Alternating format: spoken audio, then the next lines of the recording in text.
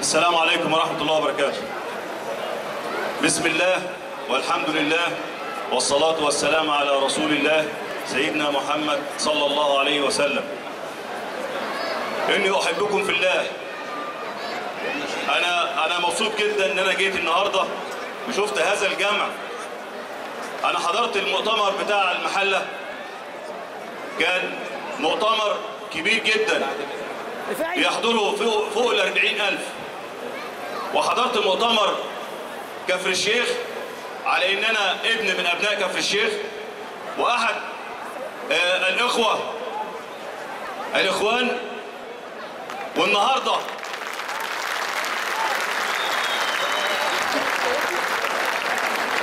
بحضر مع اخواتي هنا في اسكندريه.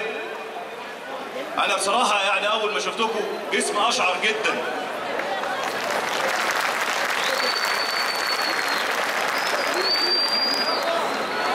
وشفت الجامع في الجامع الكبير في المحله وفي كفر الشيخ، والجامع اللي قدامي اللي بتشرف بيه، وشفت مدى تشوق الناس لتطبيق الشريعه الاسلاميه.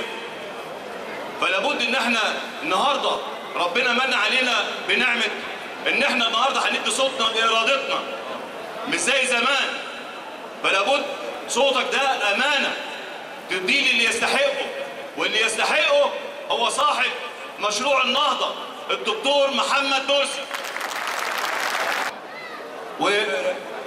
واخويا وحبيبي مجدي طلبه سبقني بالاشاده بالمهندس خيرت الشاطر اللي بيمثل نموذج طيب للإنسان، اللي هو بيفني حياته دلوقتي عشان ينجح الدكتور محمد مرسي، ينجح مشروع النهضة.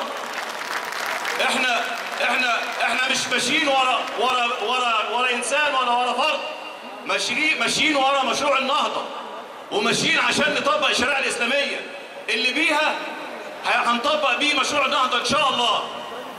لازم كلنا نروح ونأيد الدكتور محمد مرسي.